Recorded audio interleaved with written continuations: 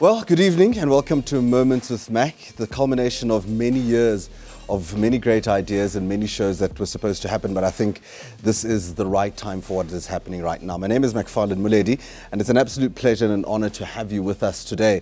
We're going to have some deep, meaningful conversations about things that probably get underneath a lot of people's skin, things that have never been heard before. Sometimes we get an opportunity to walk into the corridors where many people have never been. But more than that, it's about changing the narrative of what has happened in our country, where we come from, what the future looks like, and in some small way, try and inspire hope to the many that are probably going to be watching today. So thank you for joining us, and thank you. This is the first one that we're doing, so you're part of an incredible journey, and hopefully this is not going to be the last. Today I sit with a man who I don't have many words to be able to describe where he comes from, the work that he's done, the role that he has played in this country, the many lives that he has touched.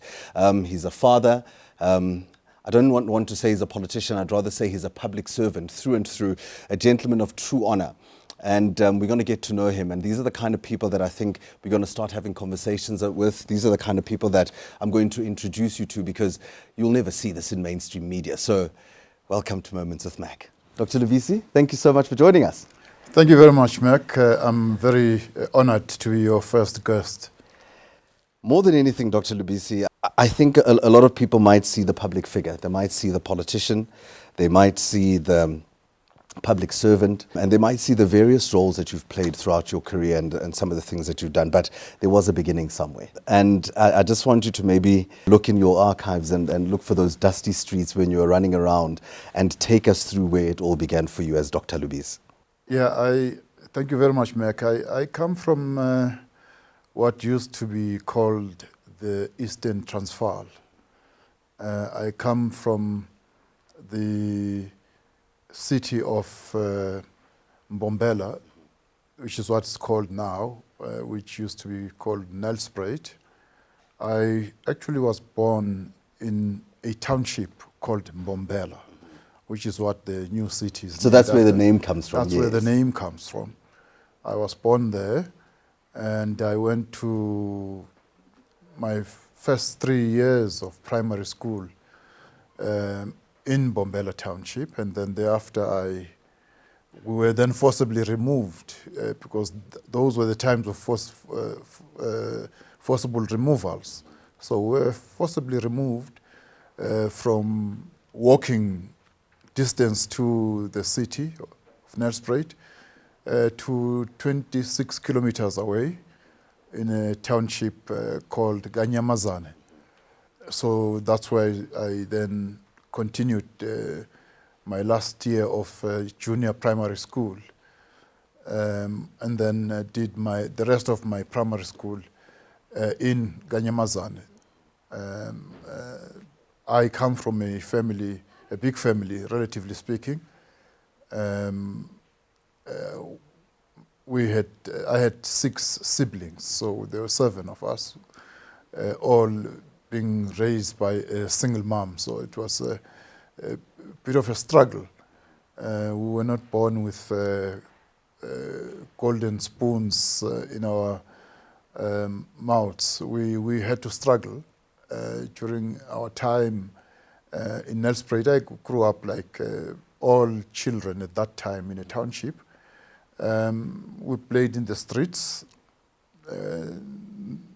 We played football largely in the streets, sometimes using tennis balls to play football. That's where we learned some of the football skills. Are those football skills still there? Or you left them in Kajamazat? I left them at university when I went to university, unfortunately. I still have the ideas in my mind, but there's always a big problem of coordination between my mind and my feet. So that's what's happened now. I then left the Eastern Transvaal in early 1980 and moved to Natal, to northern Natal. I moved to the town of Vryheid to attend my high school there in a Roman Catholic school called Inkamana. So I went to boarding school for 5 years, and I learned lots of things there. You know, you learned independence, you learned to be on your own, to live with other young people, to be productive, to be autonomous, not always to be told what to do, so that you become autonomous later on in life. So, and of course, it's a Catholic school, so there's a Catholic ethos. The motto of the school, because a Benedictine school, it's work and pray. So hard work is one of the things that we had to do. Fortunately, I came from a family where hard work was not something that is strange to us. When then, Dr. Kaz, did the moment of activism start? Obviously in your times, parents would always encourage their children to go towards education, hence the schools that they might have sent you, moving you to Vryheid and trying to get you into a Catholic school. They were trying to take you away, from that struggle. So how did you find yourself in that position? Well, it really started in 1976. Early in 1976, I was in my last year of junior primary school. We got a sense that something was bubbling in Soweto because of Afrikaans. Because you'll recall that during that year, the decision was taken that we should now learn all our subjects in Afrikaans. And the people were not very happy, including myself. So the Soweto students took the lead at that time, and the fire just spread from 1976 to 1977. It spread, and it reached my township as well.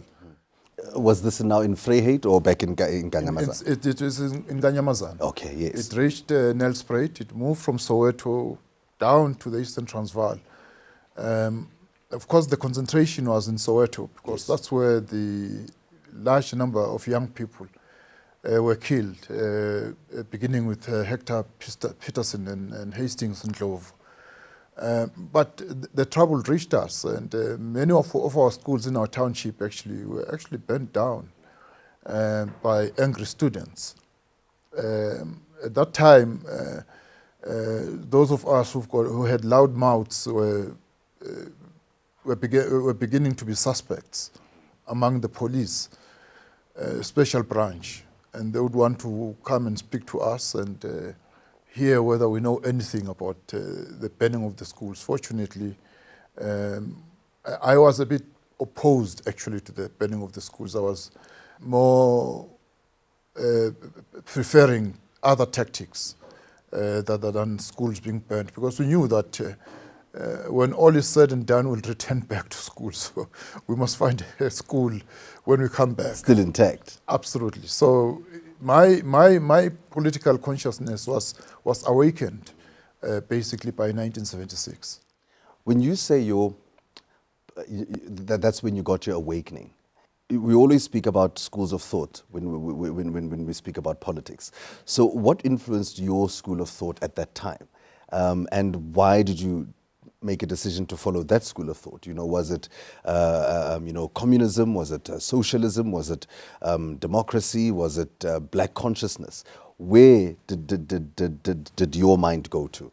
No, at that time, you should recall that the mass democratic movement led by the philosophy of the African National Congress was weak at that time, because the ANC was banned. So it was a banned organization.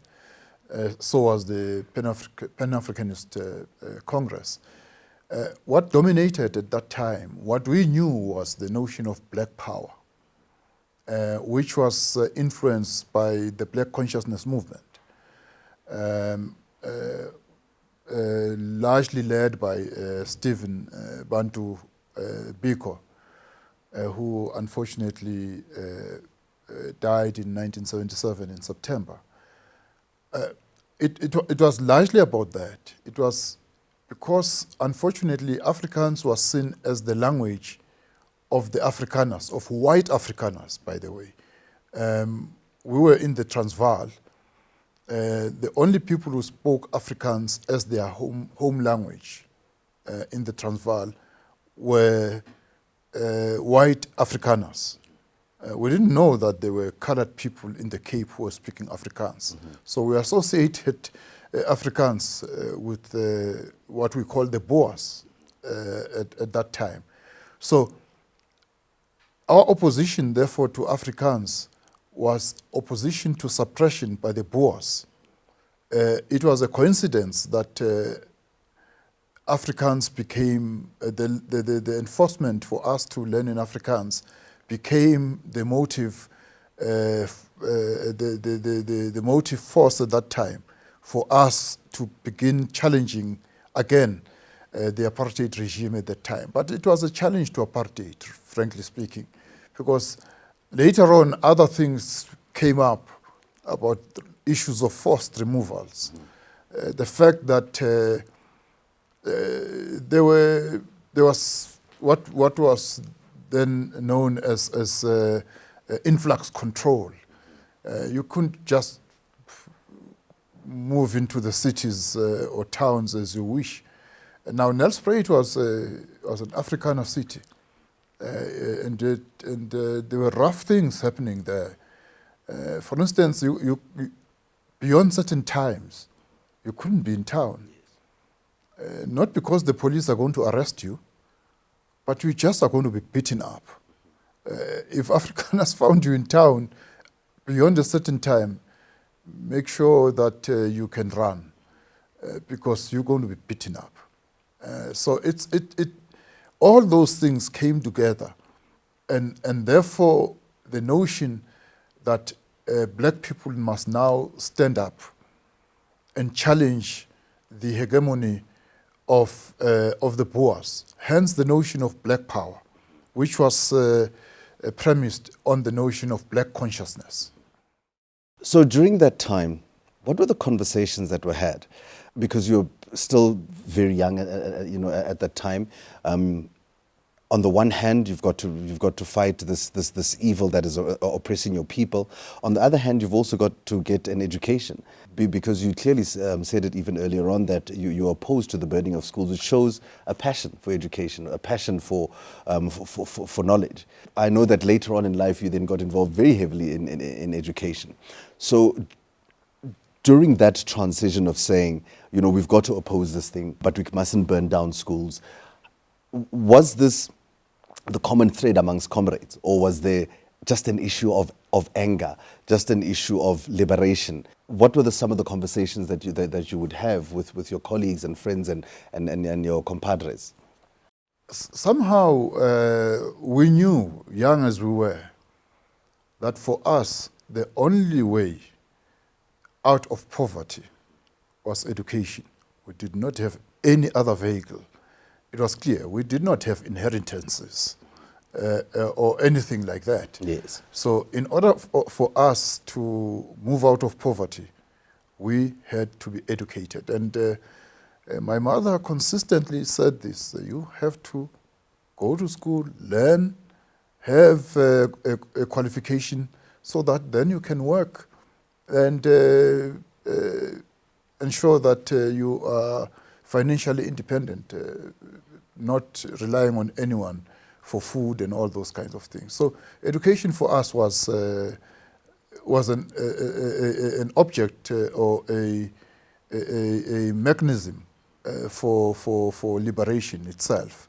Of course, later on there were times when we were at university where there was lots of debate around education vis-a-vis the struggle. You shall recall that in the 80s there was the notion of liberation before education, which again many of us we opposed that. We said no, there is no contradiction. At least there's no antagonistic contradiction. There is a contradiction, but the contradiction is not antagonistic, because if you use education as a vehicle for liberation, then you can you can do so. You don't need to have struggle. You win and then you are educated. No, it doesn't work that way. That's why we talked about education for liberation, not liberation before education. We characterized learning institutions as sites of struggle. We said these are sites of struggle. We must turn them into sites of struggle. While we are studying, we turn these institutions as sites of struggle. So we challenge the apartheid regime. Sitting in those institutions and learning it was a very difficult balance, actually. Very, very difficult balance to achieve. Do you then not find it ironic, and I'm going to quickly fast forward because this is in my mind right now, that this very struggle that you were having, and this is probably in the 70s, 80s, is almost the same kind of struggle that we had with the Fees Must Fall movement, where you even though we had tasted freedom, even though we had tasted liberation, yet the same issues, and it's around education that the children were fighting for during that time. That, what was purported in the media, what was shown in the media, what was at the forefront of media was, yes, tires burning, children marching, students protesting. Yet there was also another narrative that we were never shown. And this was the liberation of education, the decolonization of education, the decolonization of the syllabus, and educating people so that they can become conscious of who they are. Yet that was killed. And in something that I've learned from you as well, you speak about the long tail of apartheid. It is that very long tail of apartheid which still comes back and whips us, because it is this very thing that now it keeps coming back. It keeps coming back, and we cannot be liberated because, as you say, education was supposed to be our liberation. Yeah. Indeed, I think when we talk about the long tail of apartheid, we really are referring to its entrenchment in society and how deep it was entrenched in South African society. Remember, the architect of apartheid, Dr. Verwoerd, was a highly trained psychologist. He understood social psychology in and out. When he crafted the notion of apartheid, it was not out of just daydreaming and all that. He had done serious academic work on this, and he understood what he was doing, and he understood that one of the things that you do with apartheid is not just segregation, denying people rights and all this, but you work on their psychology. You work on their psychology, you get them to understand themselves as inferior beings to white people. So you really drum it through them. And this is done largely through education. It is education that drums it. That's why he introduced the notion of Bantu education in 1953. Because what he realized is that mission education, which many black people were going through, used through the churches, etc. The Anglican schools, the Catholic all those schools. Yes. It was giving people the notion, black people, the notion that they are equal to whites. And he thought, no, let's kill this. It can't be. We have to introduce Bantu education so that black people should understand their roles as drawers of water and hewers of wood, these are direct Verwoerd's word. And one of the things he said, and a question he asked, what is the use of teaching the Bantu child mathematics when it cannot use it? I'm quoting Verwoerd directly, because he needed to drum it within ourselves. And so if we've got generations and generations of people who see themselves as inferior, it will take time to get that out. And he used all sorts of stratagems, some of which stratagems were really not invented by him, but were invented by early colonists. For instance, the notion that you only work when you are working for a white person.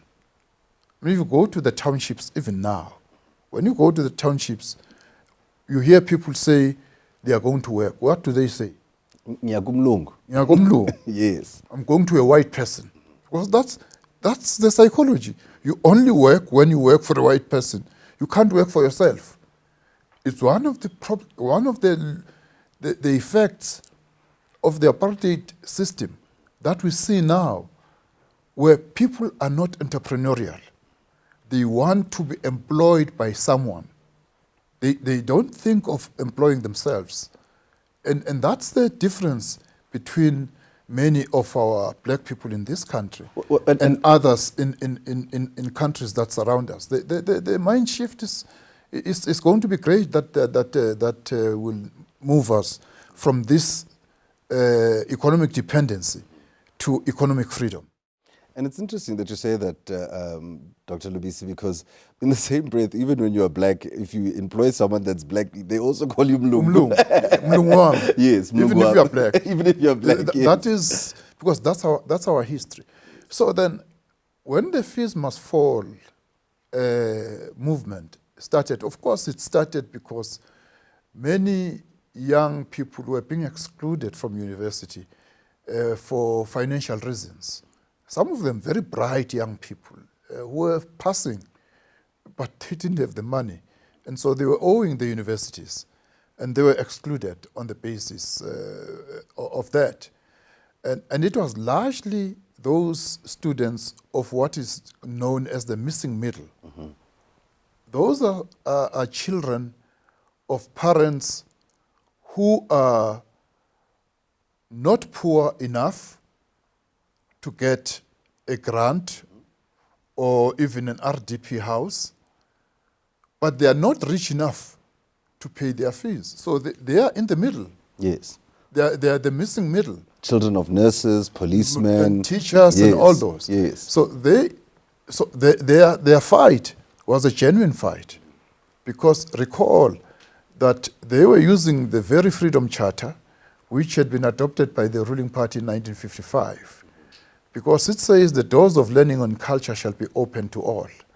And specifically it says that the state will provide bursaries and loans to students for them to access institutions of learning, of higher learning. And that promise of the Freedom Charter was not being sufficiently realized. Although the state started the National Student Financial Aid Scheme, NSFAS, not everyone was being covered by NSFAS, so the missing middle was falling through the cracks. And of course, the state did not have sufficient funds to fund everyone. So the students took up the fight in that regard. Of course, in the course of their struggle, they brought in the issue of what they call decolonized education, because again, as I was speaking about apartheid, mm-hmm. you also had colonial education, which deschooled many of our people from their identities. And we all sought to imitate our colonizers. And that again is done through education. And through religion and through other cultural impositions by those who colonized us. Dr. Kes, you were very involved in education. I think your career started in education, and having been part of the UDF and being involved in various structures, of the movement towards liberation. What role then, did you then play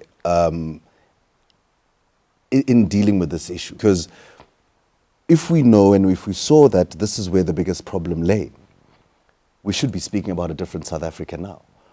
Where did we fail in education to break all of these barriers, to break down all of these systems that have been put in? Because, as you're saying, it was a systematic thing that was done to get us to where we are. Yeah, I was part of the student movement during the days of the United Democratic Front. I was a leader of the Azanian Students Organization, AZASO then, which later became known as SANSCO, the South African National Students Congress. And later on, when it merged with NUSAS, became SASCO. I had left at that time the student movement. We worked very, very hard as the democratic movement's education sector. We worked with the Teachers Union, NUSA, the National Education Union of South Africa, which later became SATU when it merged with other unions. And the struggle there was again around ensuring that we kill apartheid education. And apartheid education was not just Bantu education. It was also the education that was being received by white children.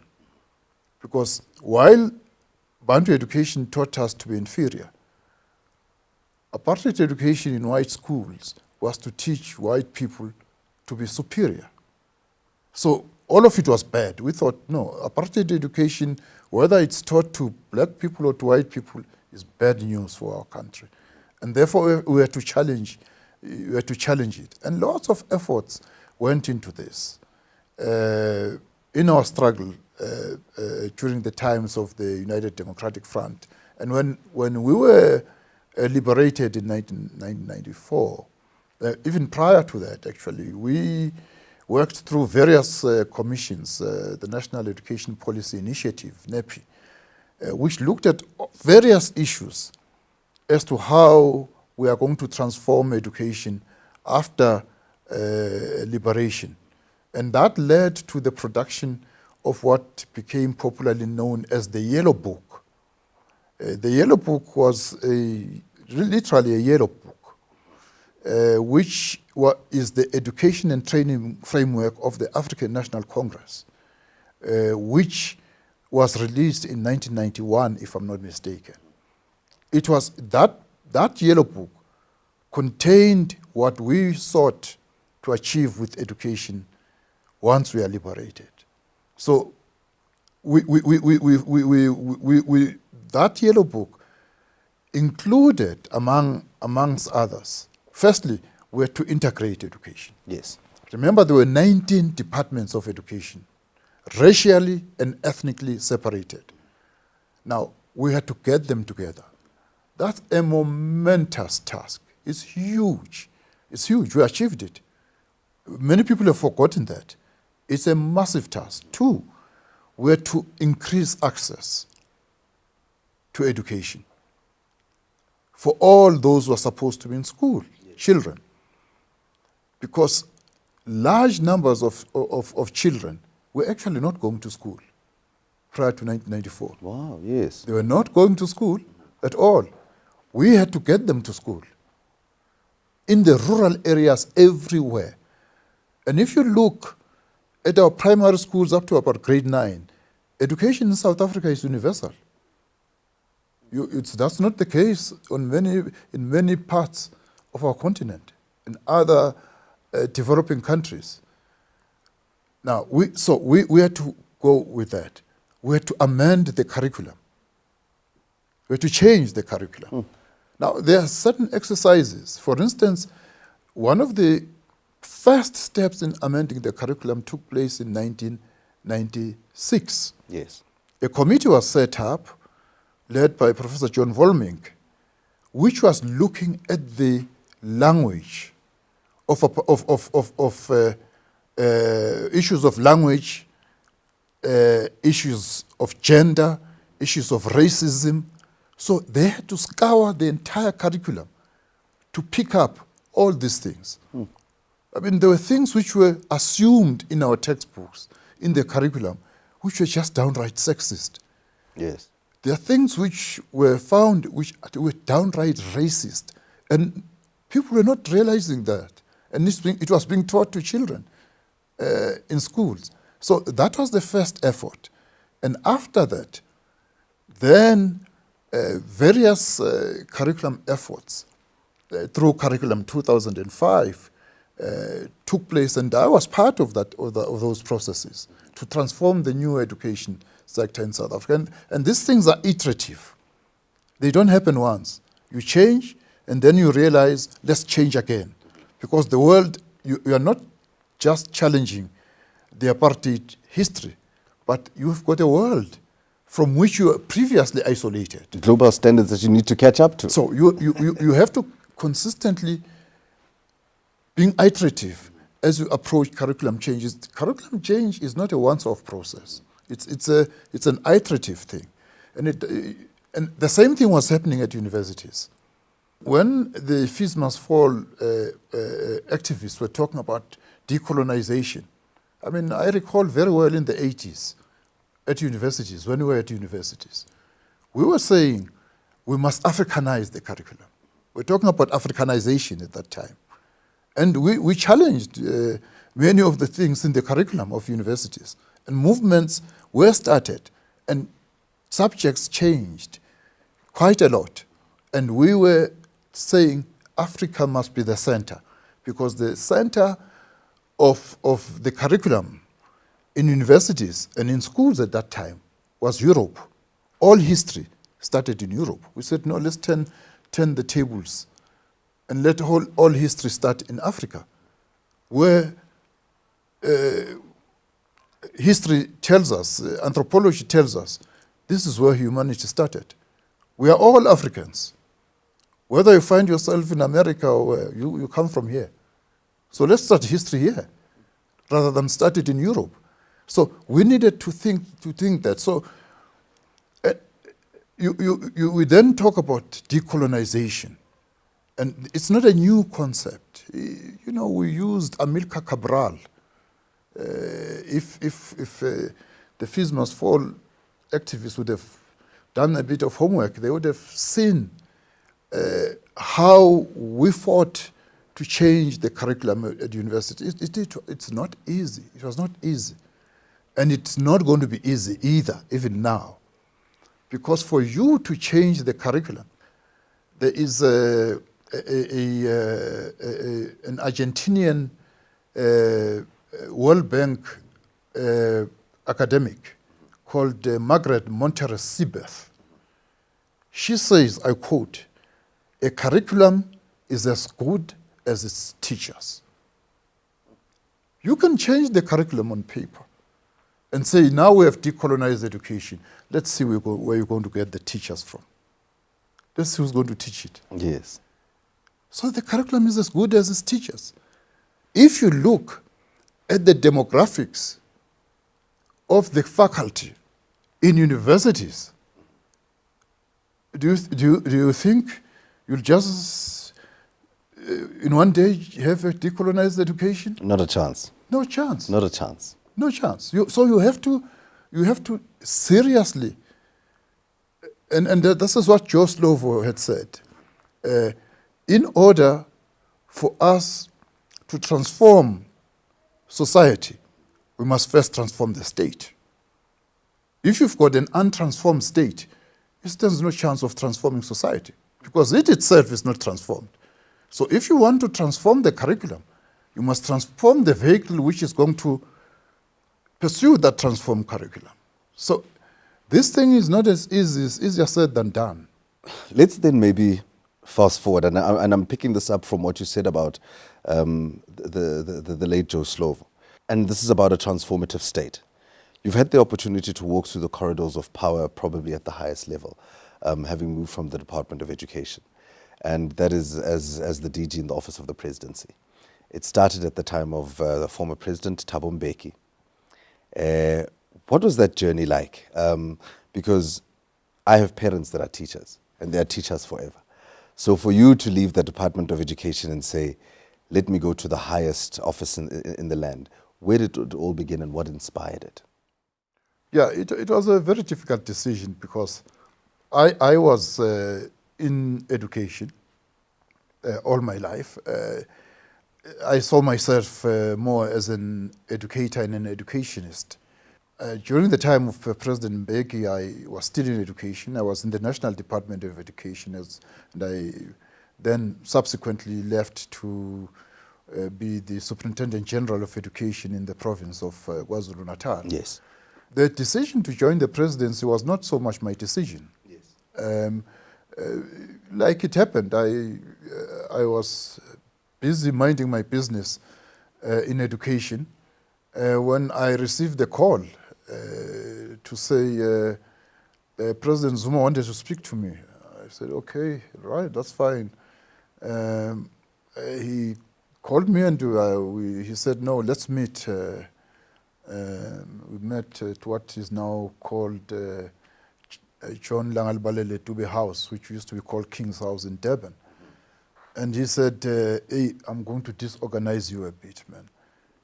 I need your help. I said, so what's the problem, Mr. President? He said, no, you have to come and assist me and be the DG in the presidency because you've got a track record. I think you've served education enough now. You now have to serve a bigger cause. So I said, yeah, okay, let me consult, but it's not much consultation you can do, really. Well, when the president makes that call, I think it's already done and dusted. So there's nothing that's going to change anything. It's just informing people for purposes of courtesy. And I decided to answer the call, to contribute to a greater cause. It was difficult to leave education and to join the broader government at that level. But fortunately, when I was in education, I was participating in the structures of what is known as FOSAT, the Forum of South African Directors General. So I had a broader sense of the national government, and I had a broader sense of the rest of the departments of government. So it was not a difficult decision for me to say, I agree, I would come and serve. Was it a difficult transition going from the Department of Education to the to the office of the president? And I ask this question because it was tough in Polokwane. The decision that was made in Polokwane in some way tore the African National Congress apart. I think that was the beginning of COPE, and where the sort of fissures and the pain of the ANC ideally started, if you think about it from that point in time. Did you have to grapple with yourself internally to make that decision? Yes, I obviously had to grapple with myself. I didn't find it to be a problem because, you see, I used to work with an old man, the late Themba Herigwala. And Herigwala used to say to me, you know what? You must never join a human being. You must join an organization. Because human beings have got this tendency to die. So when the person you have joined dies, what are you going to do? The organization will not die, but the person will die. So never join a person. Join the organization. Stick by its principles. Then you can serve anyone, and that is my principle. So I went in there with that open mind, but also my style is being a consensus seeker rather than someone who divides. My view is to bring opposing forces together, and then we pull together, because if you divide people, you are highly unlikely to have a common goal. Least you highly unlikely to achieve whatever goal that you set for yourselves. So I moved into the presidency with that in mind. There was an air of suspicion when I joined. Mm-hmm. And the presidency was not stable. If you go and look in the media between mid-2009 Yes. And round about end of 2010, the presidents was in the front pages every day. Someone was leaking this and that and that. It was chaotic. So in that regard, one of my first tasks was to stabilize, put all this down, bring everyone to achieve, to fight for a common goal. And I think we did that very successfully, because I tended to be open with everyone. Even those now and then who could be suspected of belonging to one faction, I tried to make them to feel welcome, and I tried to make them to feel they are part of the whole. And without them, we can't move forward. Make them feel important, being part of the solution rather than being part of the problem. And that's what I sought to do. You often read, and this is the narrative that is pushed in the media, and earlier on I said about it's quite fortunate that you got to walk in those corridors where many of us will never get an opportunity to do that. It's described as the worst 10 years or the worst 8 years of South Africa. When you read things like that, when you see that narrative in the media about the presidency of former President Jacob Zuma, one, how does that make you feel? And two, how do we tell that story better? Because it's not like our country was standing still during that time. Were there things that were happening? Was there movement? And why were specific decisions taken in specific ways? Yeah, I've seen the narrative of 9 years where we are at a standstill and all. Nine wasted years. In fact, I think that's what they like to go with. No, I personally, I must say, I don't subscribe to that. Of course, we experienced problems, particularly in the second term when President Zuma was there. There were serious problems. I mean, we see what we are hearing at the Zondo Commission. Some serious problems clearly occurred there. There were serious lapses and all sorts of things were happening. But it wouldn't be correct to say as if nothing was happening. Because remember, it was during that period where, South Africans sometimes forget things. When HIV attacked us in a big way, the life expectancy in South Africa shot down dramatically. Mm-hmm. It shot down. If I recall very well, it went down to about 53. In other words, ours generally, we lived up to 53 years, then we die. That's where we arrived during HIV. It was during that Zuma period that a serious concerted effort was made to change this. And when he left, he had taken that life expectancy to 62.5 years. So, I mean, South Africans sometimes forget this. There was lots of concentration on education to change, to empower teachers, to improve educational outcomes, and all this. So lots of work was done during that time. Building of hospitals, building of roads, and all those kinds of things, schools, clinics, lots of things were happening. You look at how we got accepted into the international community. Sometimes we view ourselves worse than the world views us. Yes. Remember, there was a group of 4 nations called BRIC.